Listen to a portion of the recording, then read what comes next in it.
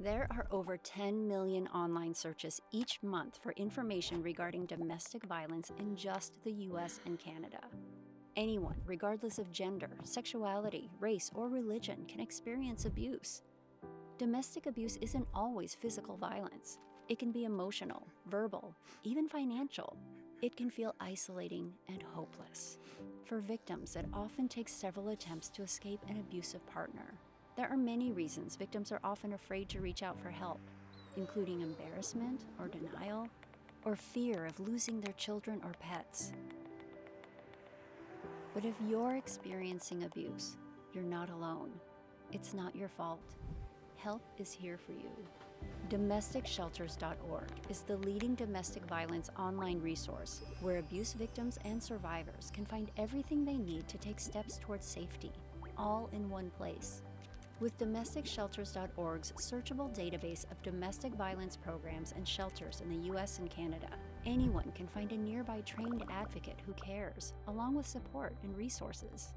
Victims of abuse may not be ready to connect with an advocate yet, but with domesticshelters.org's comprehensive library of relevant and high-quality content, it's simple to find information that can help change lives for the better.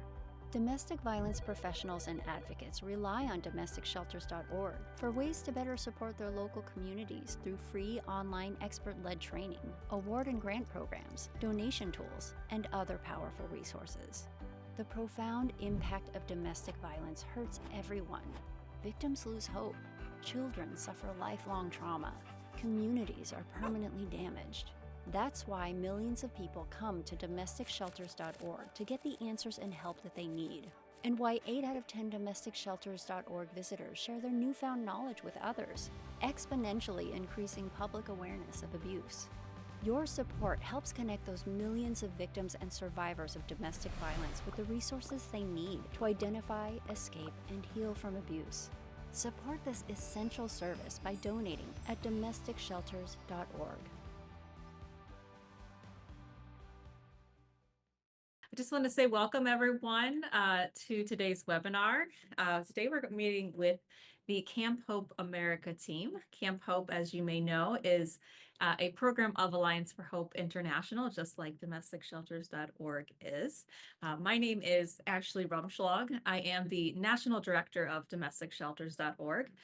On the domesticshelters.org team today, we have Hannah Craig joining us, who is our Director of Content, along with Rachel Myers, who is our Senior Digital Service Specialist.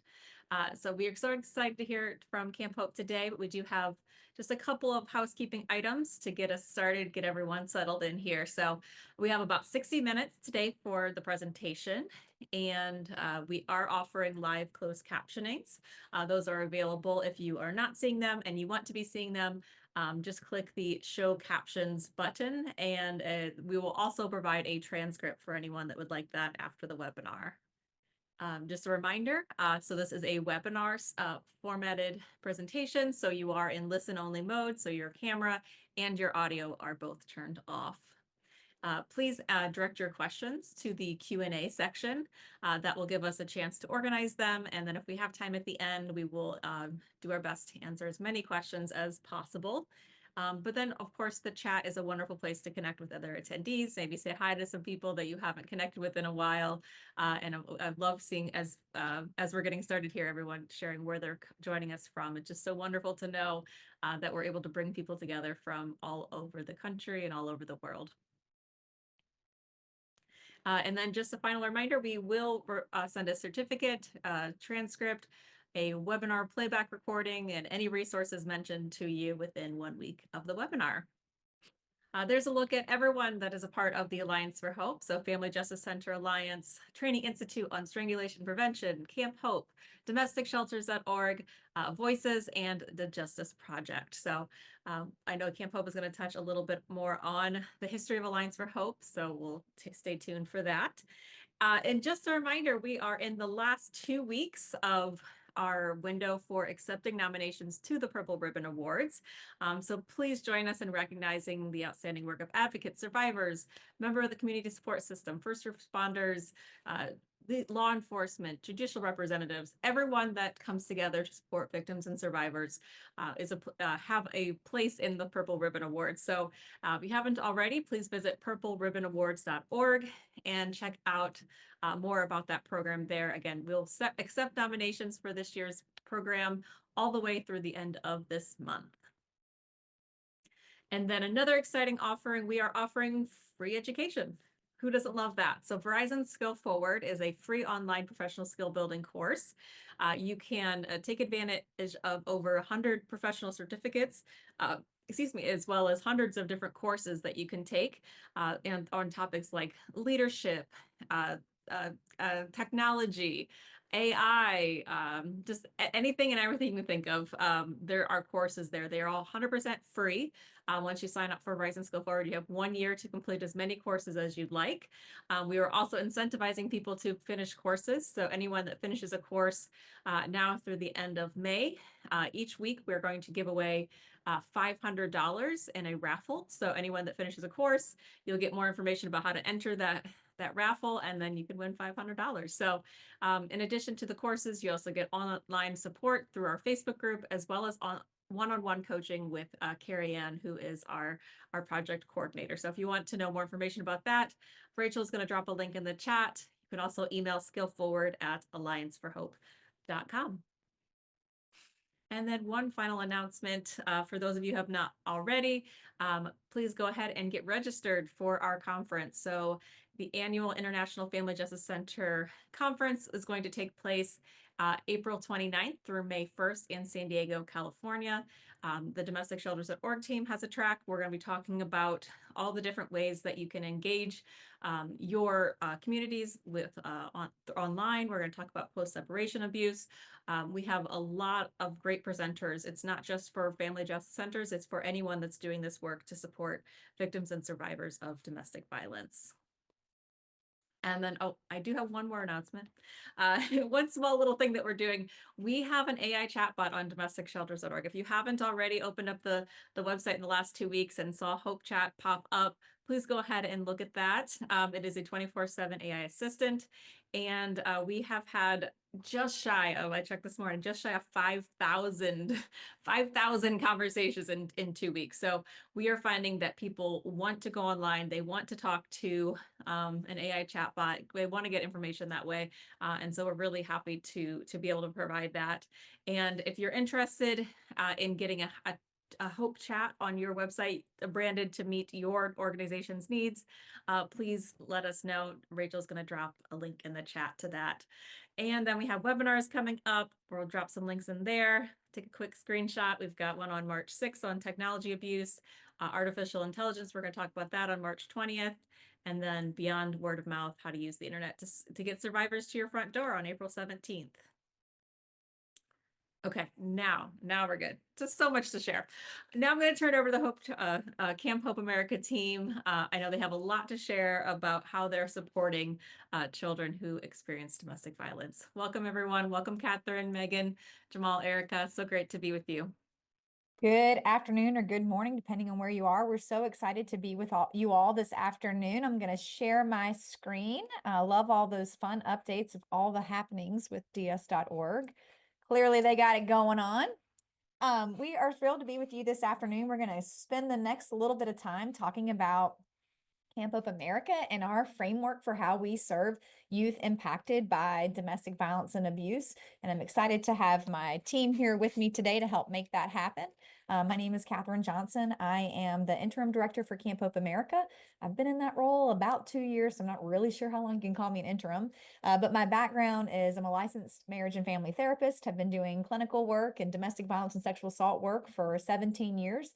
I am also a Family Justice Center director in Guilford County, North Carolina, which is Greensboro and High Point, and helped start our Family Justice Center work in 2014 and start our Camp Hope work in 2016. So been at it for a while, and I'm excited to be here. I'm going to let my other team members briefly introduce themselves. We'll start with Erica. Hi, my name is Erica. Happy to be here. Background is master's in social work. I've been working with families, but specifically children, for over 20 years in multiple settings. So just really excited to be here with you and share the program. Megan. Hi, everyone. I'm Megan Lyman. I'm the Administrative Program Assistant for Camp Hope America. I'm the newest member of our team, but before joining our team, I worked at the Family Justice Center in Birmingham. I'm thrilled that all of you are here, and I hope that you have a lot to learn today. And Jamal, you want to bring us home? Uh, Hello, everyone. My name is Jamal Stroud. I'm the Mentor and Outreach Manager here for Camp Hope America. Have a background in youth mentoring and also community activism as well. So nice to meet you all. And Jamal, help us find out who we've got with us today. Will you lead us in on this next slide?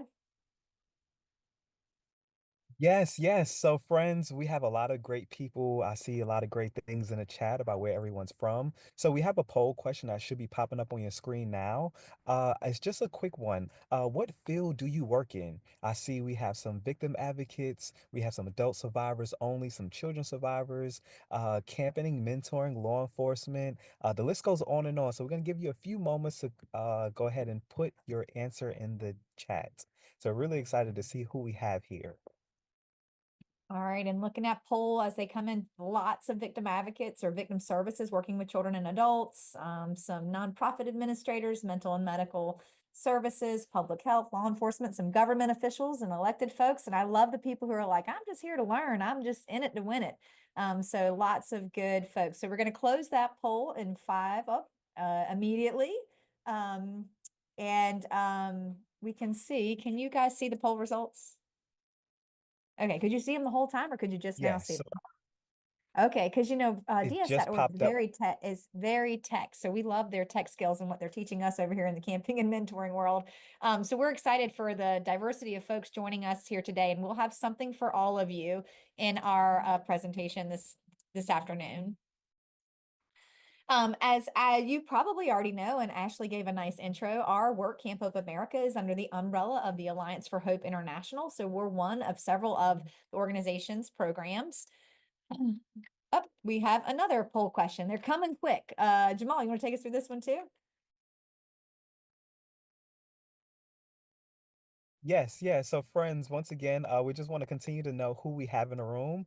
My next question is, how familiar are you with Camp Hope America and the Alliance for Hope International? Are you very familiar? Are you familiar or you're not familiar? We want to make sure that we kind of know who we have in the building. See, we got some not familiar. We got some friends that we've been playing with. Yes. So this is great. So the poll will be ending in a few short seconds. Some of you all are putting it in the chat. Some of you all will answer it on the screen. So give it about 10 more seconds and then we'll be able to get our answer. But it seems about, uh, I'm bad with the math, Catherine, but seems like we have some good friends that say they're not familiar. But this is a great time for all of us to learn more about the impact of Camp Hope America. Awesome. Well, we are so glad. Thanks for sharing and looking forward to talking to you. So I can't talk about the Camp Hope America work without talking about the work of the Family Justice Center, which really is a wraparound framework for providing hope and healing to survivors and their children. The mission of the Family Justice Center work and under the Alliance is really around our national work is creating this network of family justice centers and co-located centers. Actually, as some of you were chiming in and checking in and putting in the chat, I think we have some friends on this call and communities that are already connected with the Family Justice Center. And that real goal of creating one place where survivors can come into one location, access a ton of different services and resources to get the help that they need. In many communities, when we think about why do communities need family justice centers, and this is kind of the preface of why they need Camp Hope, is for many survivors, when they need help, services are splintered and difficult to access. Survivors are going from place to place to place. Maybe they're going to one place to get services for their children, and one place to get legal services, one place to talk to law enforcement, one place to get medical care, one place to get access to victim services. And so really looking at how to create a systems change that allows us to increase public safety and increase public health. And that's what Family Justice Centers really aim to do, is take those splintered services that are existing in many, many locations in town and bring all that rich expertise and resource into one location. So survivors and their families can go to one place to get the help that they need. Family Justice Center framework is really a twofold framework. Part one is around victim services and safety and supportive services, access for victims so that services are easy to get to and easy to connect with. But the second is around offender accountability. So it is this multi-directional wraparound approach where we're offering as many resources and supports to survivors. It's survivor-led, while we're also looking at offender accountability and how to hold those who do these crimes accountable. We know that both of those things have to happen. And in the core functions of family justice centers, district attorneys, law enforcement, civil and criminal legal services, advocacy services, medical services are all functioning under the same umbrella. Our founder, Casey Gwynn, has said many a times, family justice centers help survivors and their children get the services they need in one place. And that's all really rooted in two things: collaboration and hope. Many people think if they just moved into one location, they would be considered coordinated and collaborative. And while that's a component of collaboration, we're really striving on a spectrum of how we help families and how we support survivors. I love this kind of spectrum of collaboration image and how it works, because there's on the spectrum, the first is networking. And the truth is, when I was doing victim services and early in my work in victim advocacy and mental health, I often was living in the networking zone. I'd go to an outreach event, pass out my business cards, talk to someone about what I was doing and how I did the work, and then I'd take their business card home, put it in my drawer back here, and then I would say we networked. And on occasion, I would follow up, but most likely it's just a one-on-one quick connection. If we move down that spectrum of collaboration, the next step would be coordinating. So maybe I went to that networking thing and I realized that Erica and I kind of do the same work and we're both going to the same outreach events. Maybe we'll set our tables up from each other side by side and try to attract the public to both of our tables. The third part of that is really around cooperation, which is not only now are we going to exchange some information, we may be setting up tables at the same place, but now we're going to start thinking about how Erica's really good at debriefing a crisis and I'm really good at administratively writing grants. So all of a sudden we're starting to think about how we might could share some resources, share the skill sets amongst one another, and really starting to cooperate.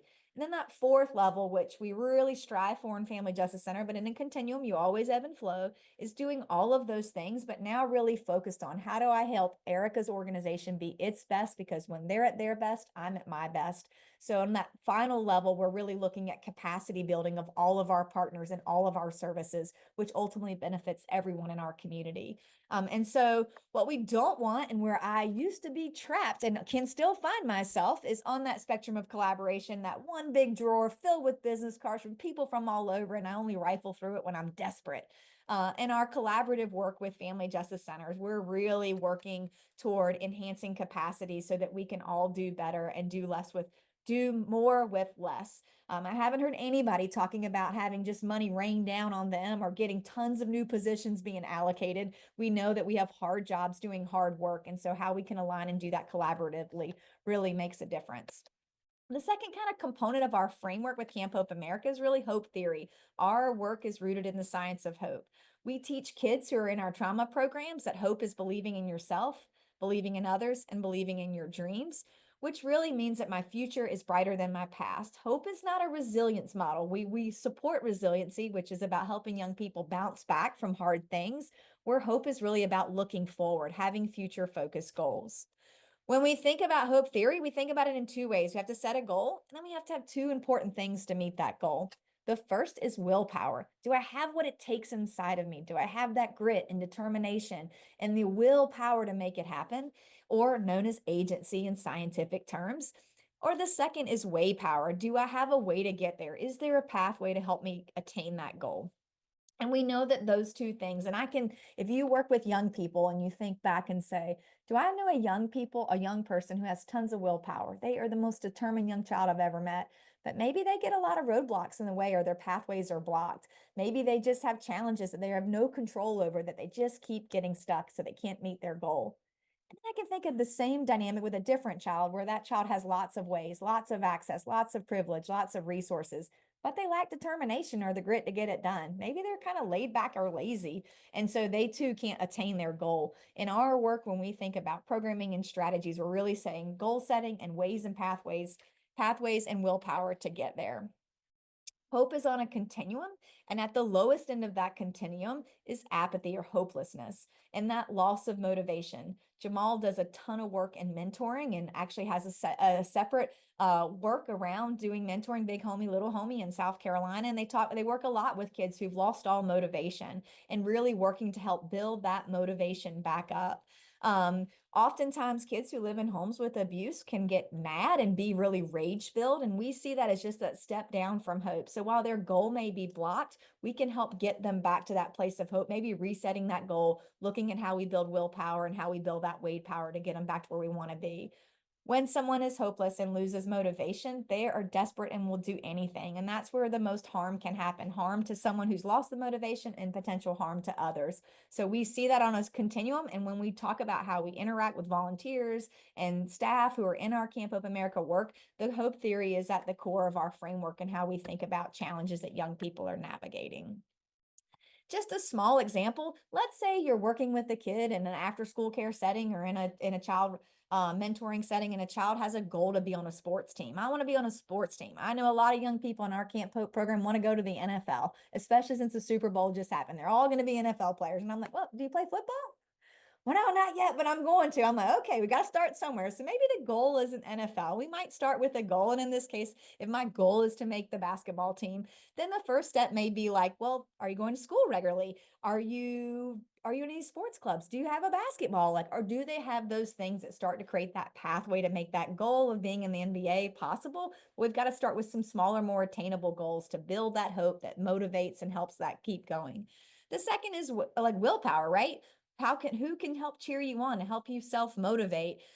Who can help you practice those skills? Who can kind of give you some of those additional tools and things that can get you toward that goal? So while it's a simple example, it is a framework that we start talking with young people about that most kids can kind of get behind versus goals that are so big. And when that big, huge goal isn't attained, and then they think nobody cares about me and it doesn't matter anymore, that's a dark space we don't want a young person to be in. Okay, we're going to give an overview of how we do Camp Hope America. And I'm going to have my teammates help me here, but we're going to start with the poll question. So Jamal, I'll let you take that. Yes, friends. Poll question for you before we get into this topic. Do you have any personal camp experience, either as a camper, caregiver to a camper, or just a camp volunteer or a staff? Is that a yes, no, or you always wanted to make it happen? So we're going to put it up on the screen, give you a few more seconds to answer this question. So really eager to kind of see the feedback that what we have on the screen.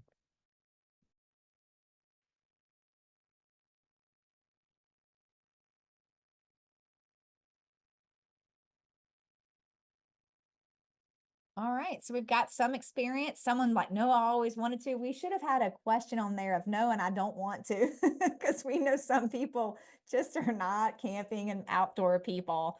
But I appreciate those who are chiming in and saying yes. I think it's an important question because when we know that our audience is domestic violence, sexual assault, victim advocates, medical staff, there are plenty of people who have no camping and mentoring experience. And then there are certainly plenty of people that have. So we're going to end that poll and thank you guys for participating. Okay, perfect. The mission, and I know I talked fast. I was reading the chat briefly while the poll was happening, and I joked that in my previous life I was an auctioneer, and so I know I need to slow it down. So I'm going to try really hard to slow it down. And fortunately, Jamal and Erica don't talk nearly as fast as I do, and I have not had excessive amounts of caffeine. It's just my little nature to be like this. The mission of Camp Hope America is really around helping children who've been exposed to trauma and abuse find pathways to hope and healing. That is what our work is rooted in, is helping young people find those pathways. Our work was really driven out of family justice centers started in the 90s, and the first one was in San Diego.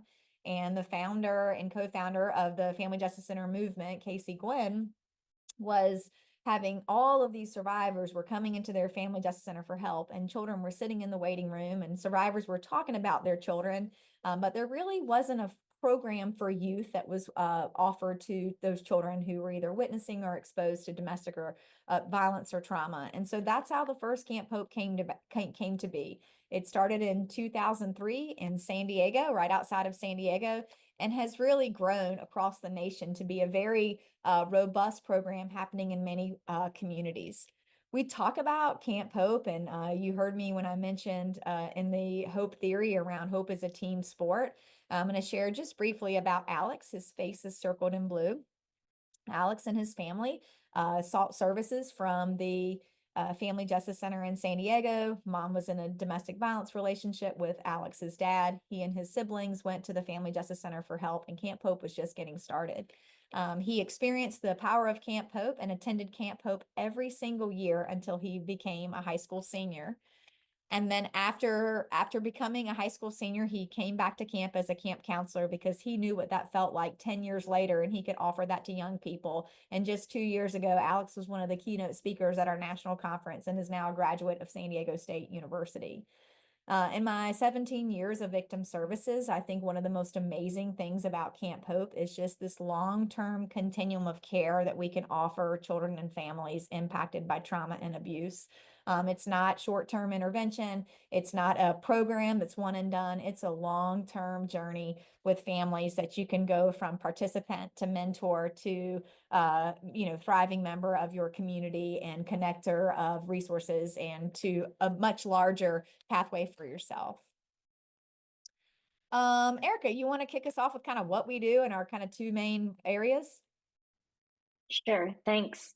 So just what we do, as Catherine was sharing, most of our programming is affiliated with a family justice center or a similar multi-agency center serving victims of violence, domestic violence and sexual violence. So that's where we're mostly found. We help develop tools that are trauma informed to best serve these families and especially the young people in those homes. We have two specific strategies that we used, which is our specialized overnight camping experience. So that's a week-long experience in the summer. And then our year-round programming, which is involving mentoring, and that's during the year, and that's called Pathways. And all programming is free for families or caregivers and the young people to be in. This is Our work is happening across the country. Sorry, Erica, I'm kind of bouncing us back and forth. They may be tired of hearing me carry on. So I was offering some diversity. Our work is happening across the country. This year in 2025, we're in 26 states and have 54 affiliated chapters of Camp Hope America. So if you're looking at this map, wait a minute, that star is kind of close to my neighborhood. We would really encourage you to learn more about camps that are happening around you. If you're like, my state's in white, we don't have a Camp Hope here, I hope you're listening closely, because it's our goal to have a Camp Hope America in every state, and ultimately as in many communities as possible, because we know some states are huge and each community is unique, but we are a growing movement. We have two components that, as Erica mentioned, first is overnight camp, which is really about a collaboration with an existing camping initiative somewhere. We have some core program components that are centered around hope theory and mindfulness. Overnight camp is typically 5 to 6 days, so 4 to 5 nights. And first groups starting out, they typically target around 24 children for their first experience if they were going from zero to start. And we have an entire program of helping folks think about how to start Camp Hope in your neck of the woods. We do a year-round programming that we call Pathways as part of Camp Hope. So 2 components, overnight and Pathways. And Pathways is about group mentoring and engaging counselors and mentors and volunteers and community members in this work, in this year-round work with children. And there we have a requirement of a minimum of 4 meetups a year. And we target ages from classic 7 to 11 to high adventure age kids 12 to 17. And we'll talk about that in a little more detail. We really see our work as being a new solution to criminal justice reform.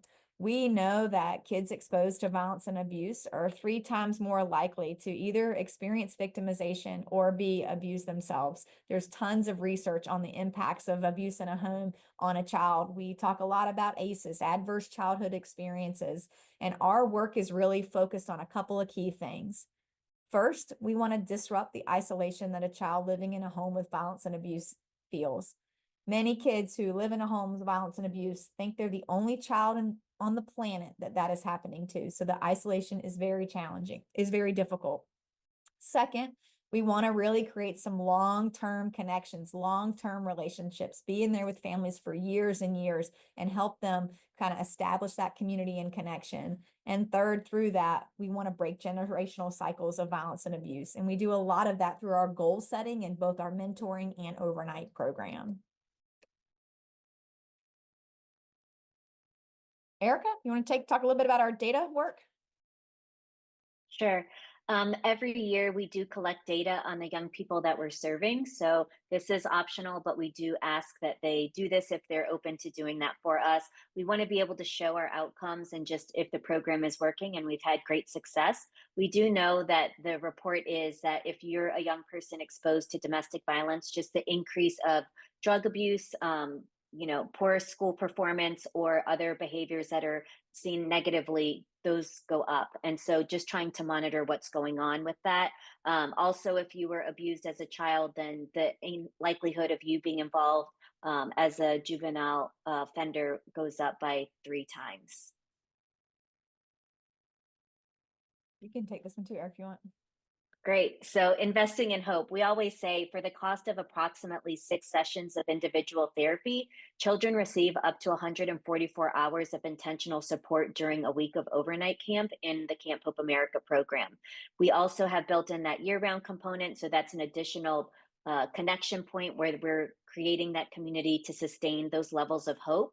And we have always had an increase in hope when we're doing this. On our website, we do have our reports available if anyone is interested in reviewing those. We do check our ACEs for our young people, and we monitor that with our 12 to 17-year-olds, our high adventure campers or participants, and our average ACE score for the young people we're serving is a 4.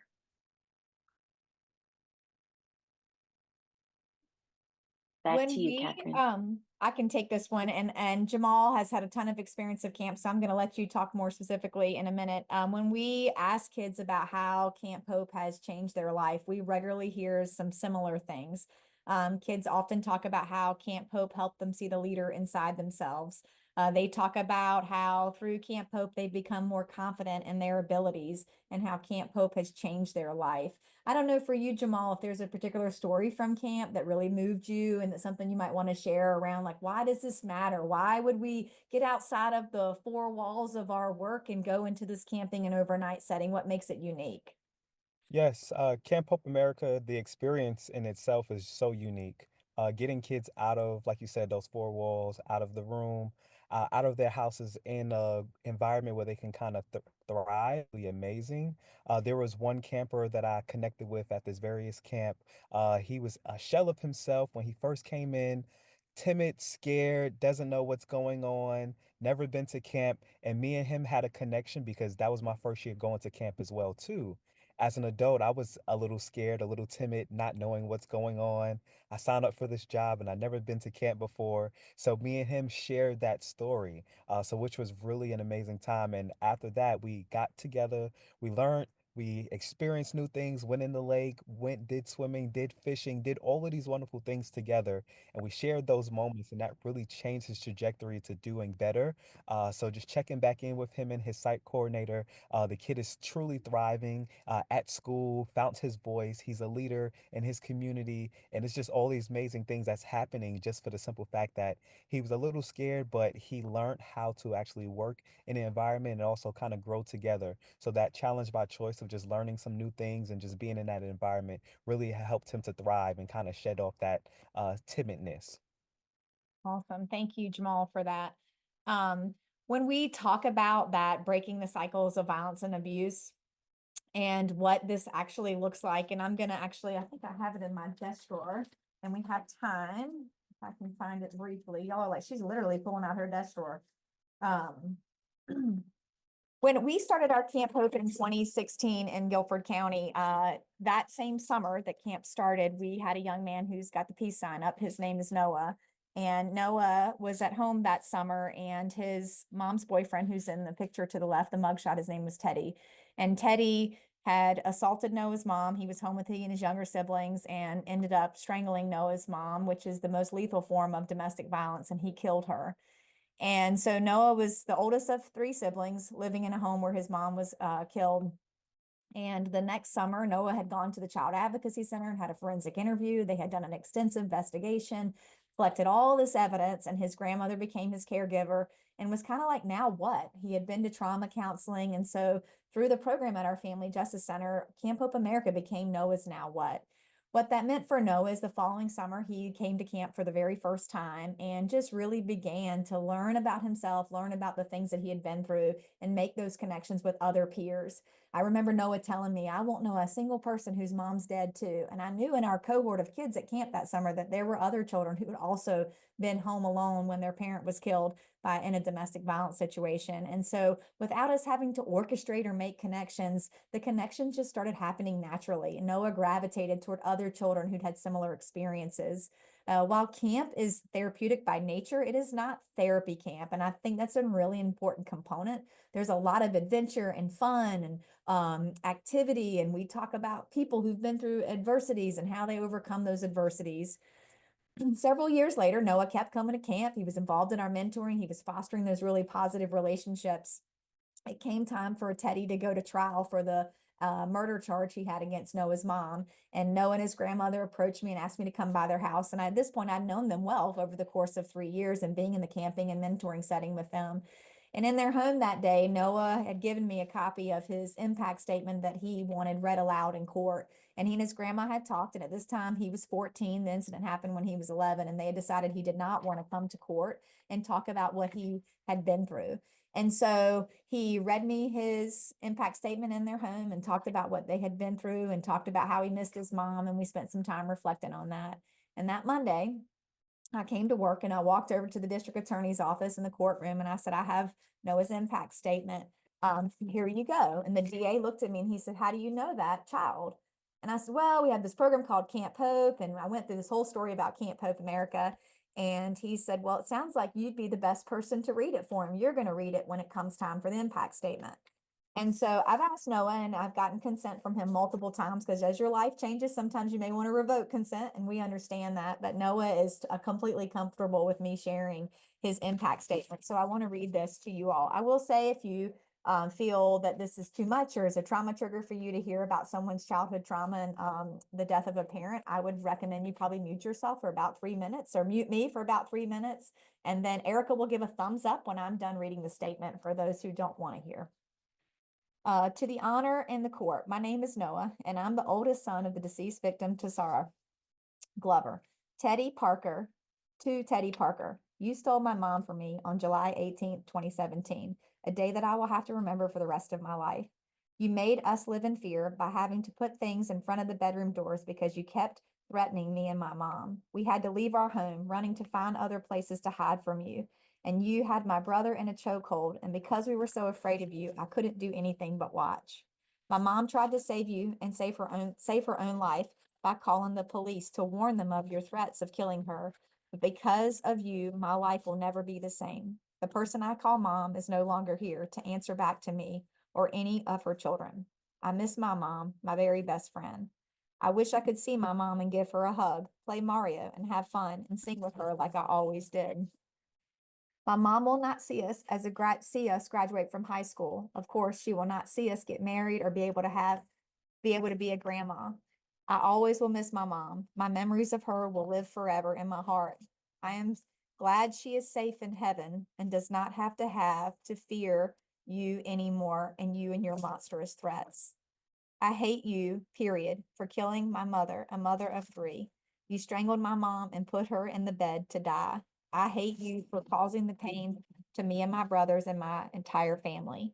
You deserve to rot in hell so that no other family has to go through this pain. I'm glad that I can finally stop looking over my shoulder, knowing that you are off the streets. When I finished reading that statement, as you can imagine, there was lots of tears in the courtroom.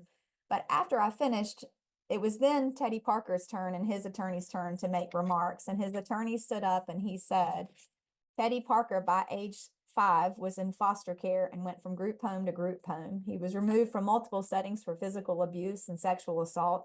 And he had his first gang involvement at 11 and his first criminal charge by the age of 15. And they told this story of just a broken child who had manifested into a broken man who did incredible harm to others. And I calculated it in Teddy Parker's lifetime before he killed Noah's mother, he had been charged 276 times with a crime. And as I sat there in the courtroom and was moved by Noah's words, I was also moved by Teddy's trauma history and that sense. And it sank into me of while I am glad Teddy Parker is in jail for the rest of his life for the harm that he did to Tessara Glover and those children, I also know that I need to make those investments and then motivate other people to invest in young people so that they have different pathways and they don't become Teddy Parker. Kids just like Noah. And while Noah's life hasn't been easy, and he's now 19 years old, and we still meet at Bojangles and have coffee and biscuits from time to time, he is not criminal justice involved. He is not headed down the same pathway as Teddy Parker. And that story is really the crux of why we do Camp Hope America, is helping to give children their childhood back and also change their destinies. Jamal, you want to talk just briefly about some of our other resources and things that we have coming up? Yes, we have our national impact report that just shows all of the great work and the hard work that's happening around this nation. We are in multiple states, and just there's so much great information there. Also, if you are an avid reader, Hope Rising is on all platforms where you want to get your books from. This is a great read, a great story just to learn more about the science of hope and how it can change your life. There's book clubs. There's been many things that's been happening from community to community as well too. Also, our national annual conference is coming up. That's going to be April 29th to May 1st in San Diego. We're really excited about that. If you want any more information, please reach out to the allianceforhope.org, but also campupamerica.org as well too. Jamal, you can take this one too if you want. Yes, yeah. So we've seen some interest in the chat as well too. If you are interested in wanting to bring Camp Hope America to your community, I know Catherine shared that map about the states that were in white. If there's a state or if there's a community that doesn't have Camp Hope America, you say, hey, I may want to learn more about this, or I want to know the next steps. Please scan this QR code. I'm sure we can actually put the link in the chat as well too. So like I said, this is just a starting point. And if you may say, hey, I'm motivated, I want to see if we can bring Camp Hope America to your community, let's do it, because this should be in everyone's community. From person to person, from a person that has a high ACE score, I wish I was in Camp Hope America when I was younger as well, too. So back to the story, we want to continue to just make sure that we are providing these great, safe places for our kids to learn and grow. But it all starts here if you want to go ahead and get the next step. So please scan this QR code, and then also you can actually take the link in the chat as well too. So back to you, Catherine. Yeah, and I know there's been lots of questions, so we certainly want to give some time for questions. I first started Camp Hope in our work, and I've heard other Camp Hope coordinators across the country talk about this, of this benefit of helping children and families who've been trauma impacted and exposed to violence and abuse, and why Camp Hope is a key way to help do that. But the other thing I realized is that it also is a key benefit to professionals who do this work. I think about people who get a little crusty when they've been, feeling a little close to burnout, or, just, oh my God, one more case I have to go through. I've not met a professional who works in the field of violence and abuse, whether it's public safety, public health, or victim services, who've ever said, I wish I had more clients and more work to do. I've never heard that. Now, if you're that on the call, I would love for you to come work in Guilford County, because we've got plenty here. But we know that sometimes helpers also need to be supported and also reminded about the why behind their work. A couple of years ago in Guilford, I had been really working hard on this police captain to come and be a volunteer, come and see the other side of trauma at Camp Hope. And I can't do it. And the first year after he retired, he said, well, I'm going to do it because you made me, Catherine. And I said, okay, Captain. And he came to camp, and then by the end of the week, he was just in tears of witnessing the transformation, but not only of the children that are participating in camp, but the counselors and mentors, and then within himself. And what he shared on our last campfire that night is, he said, I became a volunteer to Camp Hope because Catherine told me I had to. And I really didn't. It was a challenge by choice. But secondly, he said, what I've learned is I became a police officer because I wanted to help kids and families. But what ended up happening is I would show up at a scene and it would be a crisis and people would be so upset. And so I ended up just snatching away the bad guy and leaving this crisis behind, never knowing what happened. And by being at Camp Hope and seeing that kids not only can bounce back, but they can thrive, they can set goals for themselves, they can have a future, they can be in community with one another, not only changed those young people's lives, but it changed Tim, the captain's heart too, and him seeing the value behind the work that he does. And we see that in our sites across the country. Key staffing and key professionals in roles that have significant influence and opportunity to improve how victims get access to help, while also holding offenders accountable for them to see the impact of children and families and what it means to be on that healing journey, not just at the beginning of a crisis, is a real value add to a helper in our work. And so we see that it's a 360 benefit with our children at the center of that hub, but it is a 360 benefit. We didn't talk a lot about how we work with young people, college students, and mentors as volunteers.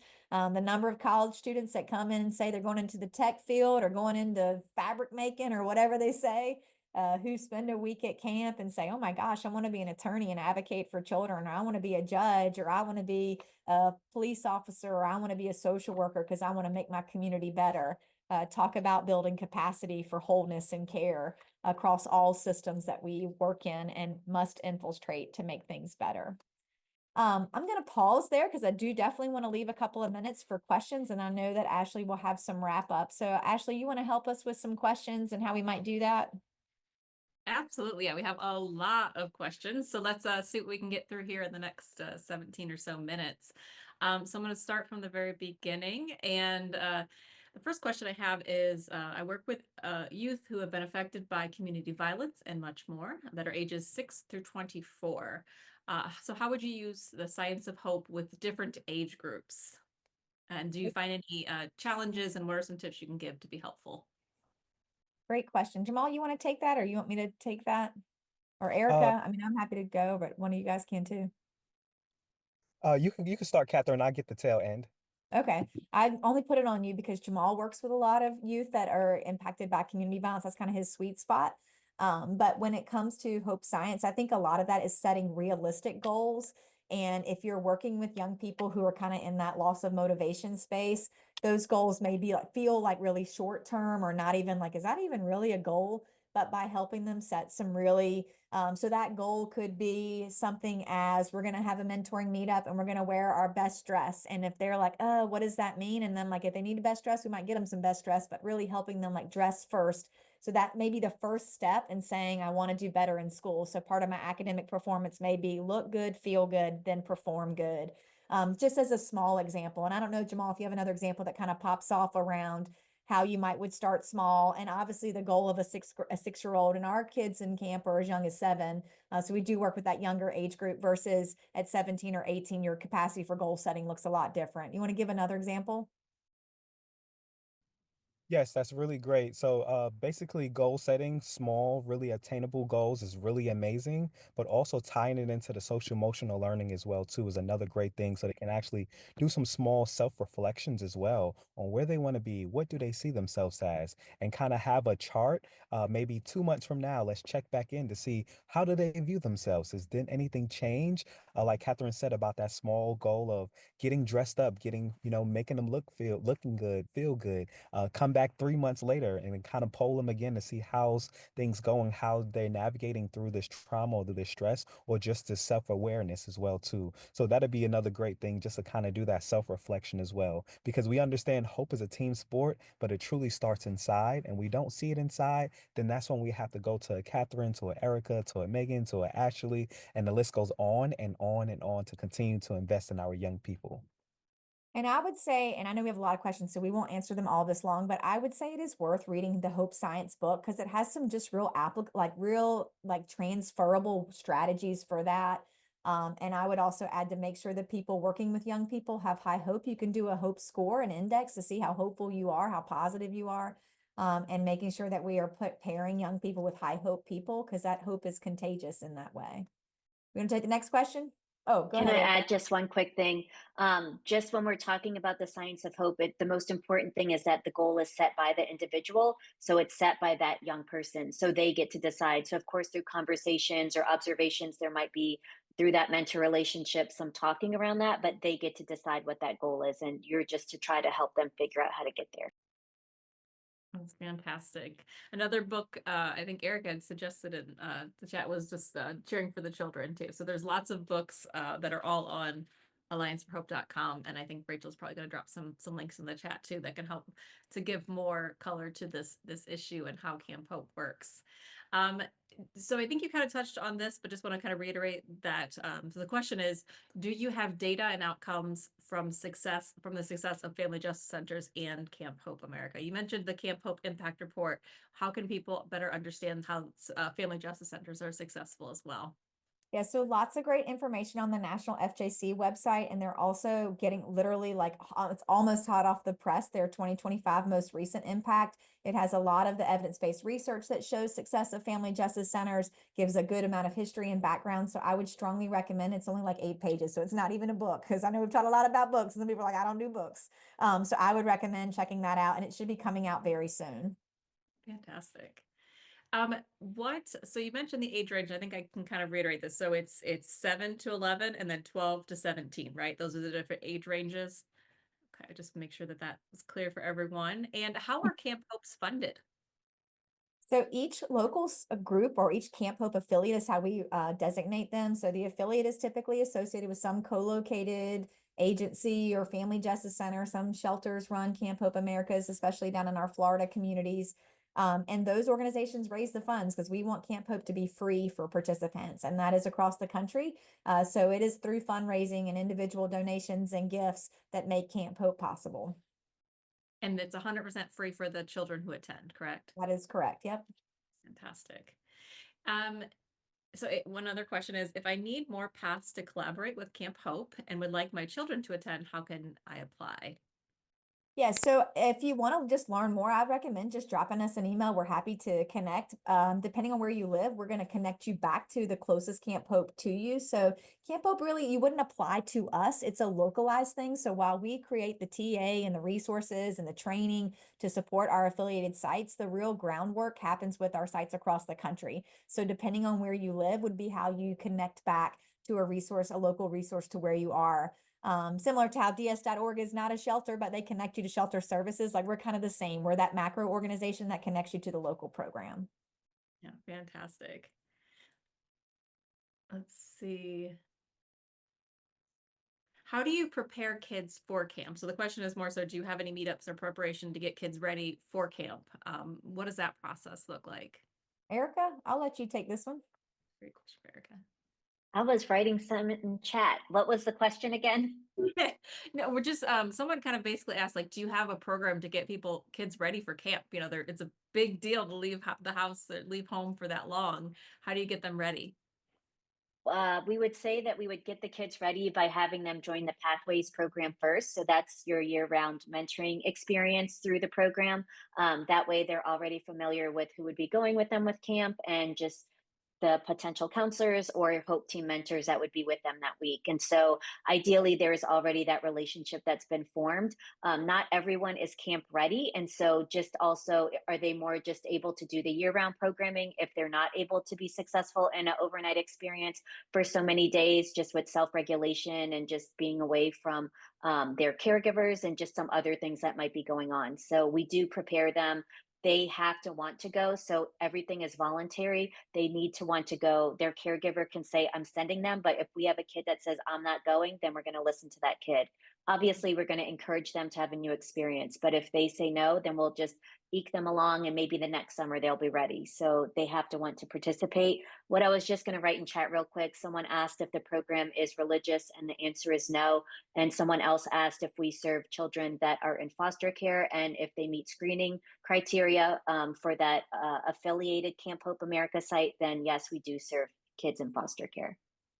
And that brings me to another thing that I will mention. So if you want to get your program involved, we have a process called Readiness Affiliate. It's a year-round TA training, tech support on how to start a Camp Hope in your community. We typically encourage communities to say, we want to do this, to have 2 people identified. They participate in a monthly webinar. They get access to our technical assistance and our resources, our toolkits for how to start a Camp Hope, our toolkits for how to run Camp Pathways programs.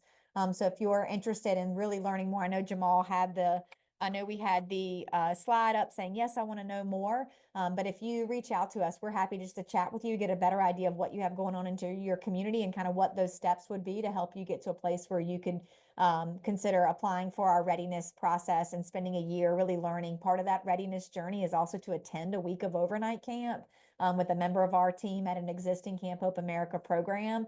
And some communities might have one person. I love that lone nut because that's normally me until I find my first follower. But if you're that lone nut who are like, just want to make it happen, but you don't know how to start, we're happy to chat with you. We really want to see this happen as many places as possible. Passionate people attract other passionate people, and which means we can do amazing things. So if you feel like you or your agency or your work is ready, we want to meet you and talk with you and help make that happen. That's great.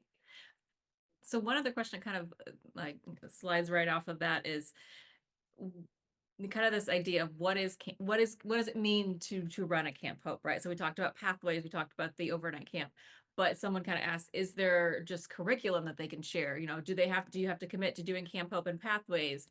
What does it mean to actually, you know, participate in this Camp Hope program?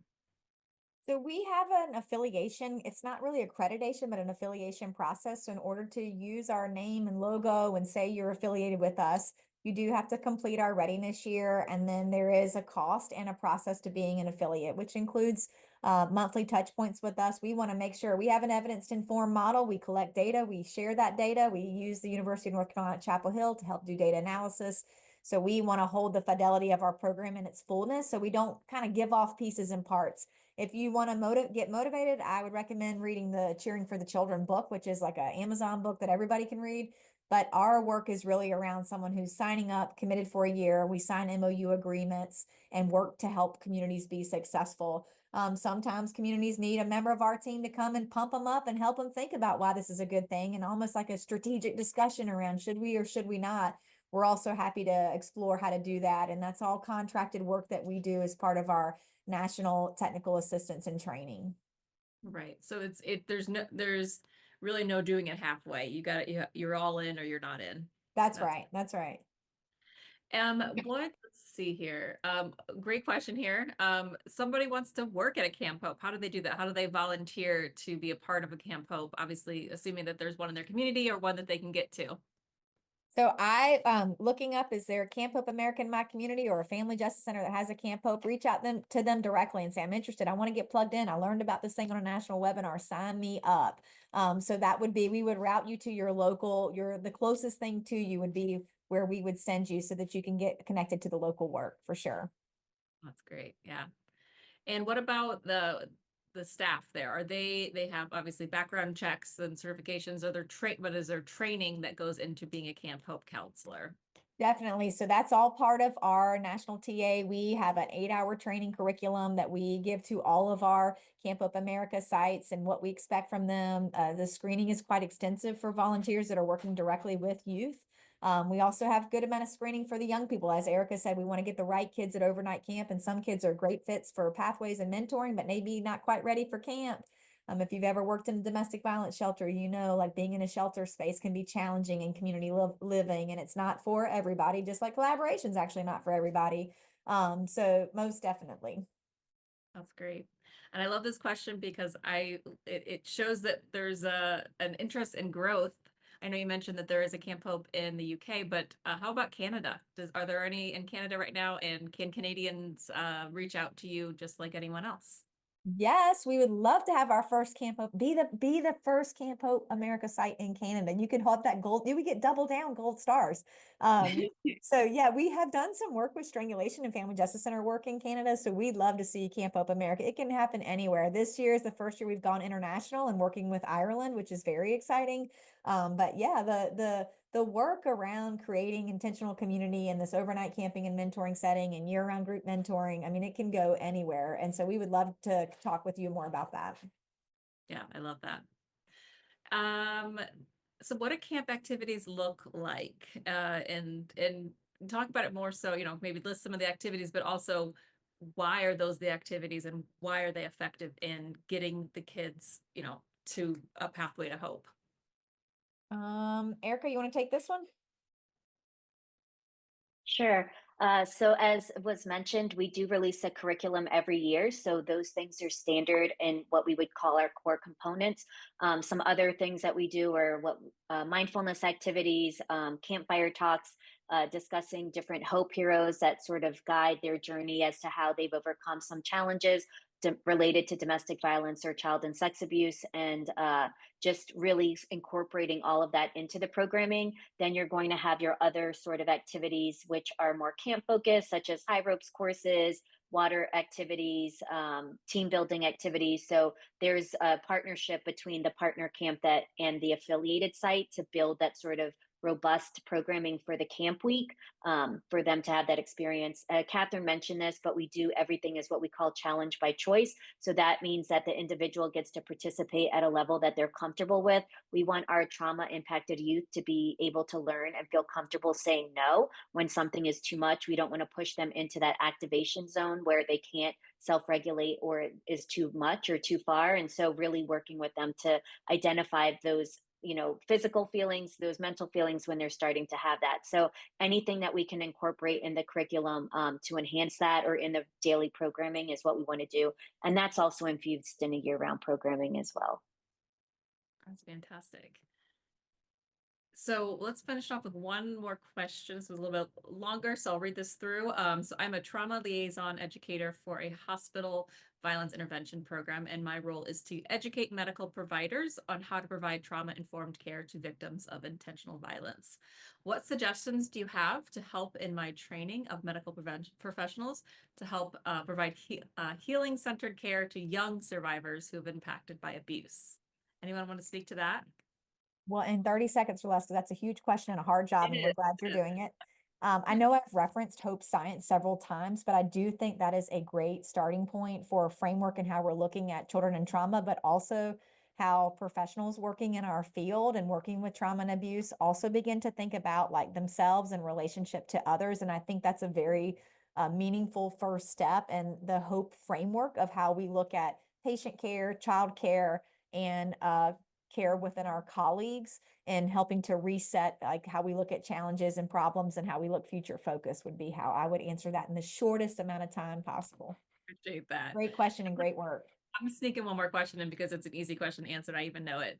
Are parents allowed to attend with their children? The answer is no, No, right? This is an that's right. opportunity for them to spread their wings and fly away. So Catherine, Jamal, Megan, Erica, thank you guys so much for sharing about Camp Hope. It's just an honor to get to work with you all as part of the Alliance. And it's been great to read the chat. Everyone seems to be really interested in the work that you're doing. And I really encourage everyone who even had just an inkling of interest to reach out to the Camp Hope America team to learn more about what they're doing, see how you can bring this to your community.